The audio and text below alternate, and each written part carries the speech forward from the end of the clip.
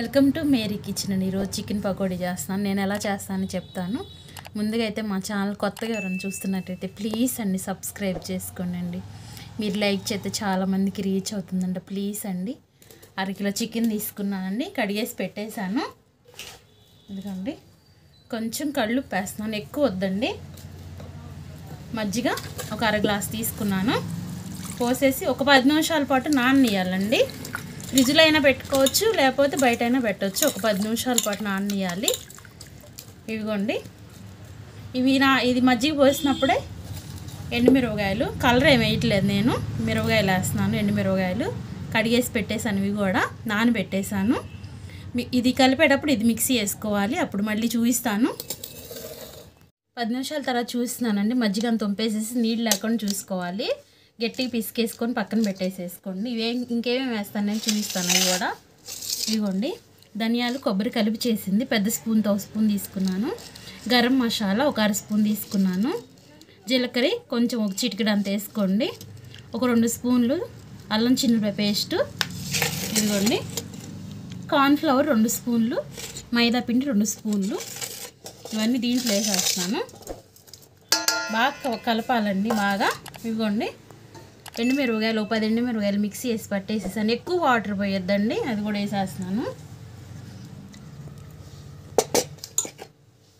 ఇవి కూడా వేసేస్తున్నాను, పిండి కూడా.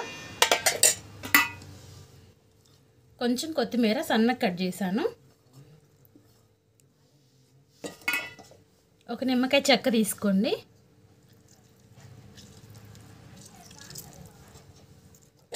ఒక ఎగ్ వేస్తున్నాను, గుడ్డు ఒకటి.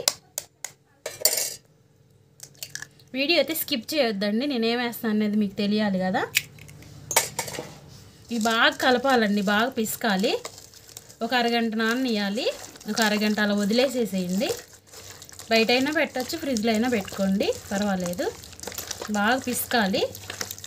కొంచెం ఇలా పెద్ద గిన్నె తీసుకోండి, కలపటానికి కూడా ఈజీగా ఉండేది కదా.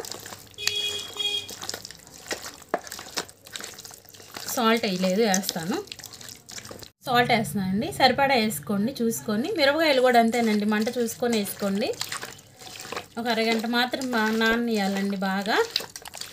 అరగంట తర్వాత చూపిస్తానండి. ఆయిల్ కూడా కాగిందండి, వేస్తున్నాను. అరగంట తర్వాత చూపిస్తున్నానండి. ఇదిగోండి, ఇది వదిలేయొద్దు, ఇలా అనేసి ముక్క బాగా దీంట్లో ముంచేసి గుజ్జులో వేసేయండి.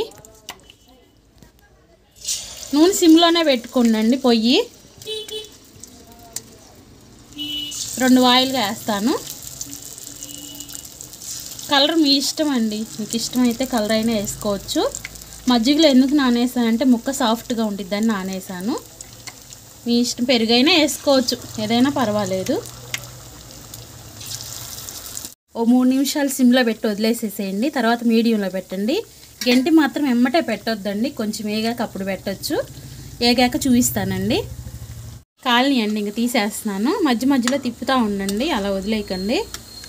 తీస్తున్నాను, సరిపోయిద్ది. ఇక ఇంకొక వాయి కూడా వేస్తున్నానండి. సిమ్లో పెట్టేసేసేయండి నూనె పొయ్యి. కాలాక చూపిస్తానండి, ఇంకేం వేస్తాను అది కూడా చూపిస్తాను. కొంచెం కరివేపాకు, ఇదిగోండి పచ్చిమిరపకాయలు ఇలా తొడియం తీయకండి, ఇలా కట్ చేయండి, వేసేస్తాను దీంట్లో. లాస్ట్కి అది వేయండి. పొయ్యి ఆపలేదు నేను ఇంకా.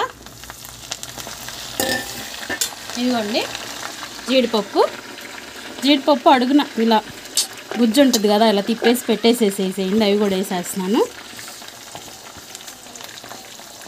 టేస్ట్ అయితే సూపర్గా ఉందండి. ఒకసారి చేసుకున్నారంటే మాత్రం వదిలిపెట్టరు, అంత బాగుంది. ఇంకా తీసేస్తానండి, సరిపోయిద్ది. ఇంకా ఒకసారి ట్రై చేయండి, టేస్ట్ మాత్రం భలే ఉంది. చూపిస్తాను ఎలా వచ్చినాయి కూడా. ఫస్ట్ నుండి వీడియో చూసి చేసుకోండి.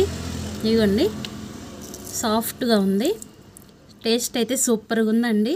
ఈ వీడియో నచ్చితే ప్లీజ్ అండి లైక్ చేయండి, షేర్ చేయండి, సబ్స్క్రైబ్ చేసుకోండి ప్లీజ్.